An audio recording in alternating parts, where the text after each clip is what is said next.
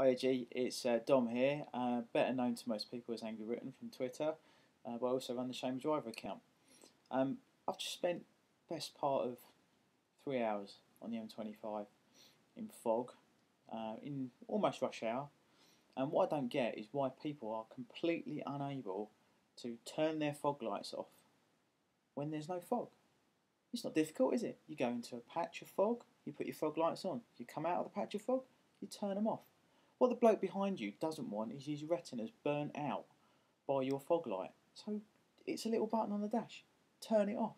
You'd have thought, wouldn't you, in a country where the driving test is probably one of the most difficult in the world, that people would understand the function of the buttons in their cars. But clearly they don't.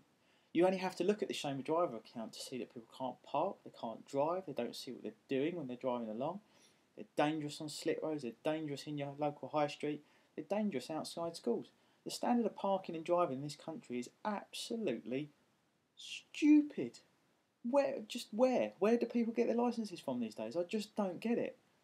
So, anyway, Britain, if you're listening, you need to be thinking about what you're doing when you're behind the wheel of a car. It's a big 100-mile-an-hour metal projectile, and you're going to hurt someone if you don't drive properly. So just have a little look next time you're in the car around the functions of it. Have a look in the dash, have a look at the buttons in front of you, have a look at the dials, and just see what they're doing. Familiarise yourselves with them.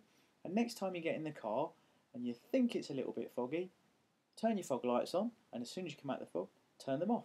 And the people behind you, like me, and the rest of the followers of Shame Driver, will keep their eyesight. It's not that difficult, is it? It takes 2 seconds.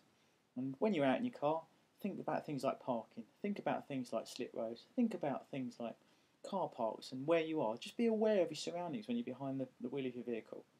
That's all we need. Just a little bit of thought. Just a little bit of thought behind the wheel, and Britain will be a much better place. Because, quite frankly, standard drive in this country, I just don't get it. So if you want to follow me on Twitter, you can either follow the main account, which is Angry Britain, or the other one, which is Shame Driver. Look forward to seeing you online. Thanks, EG.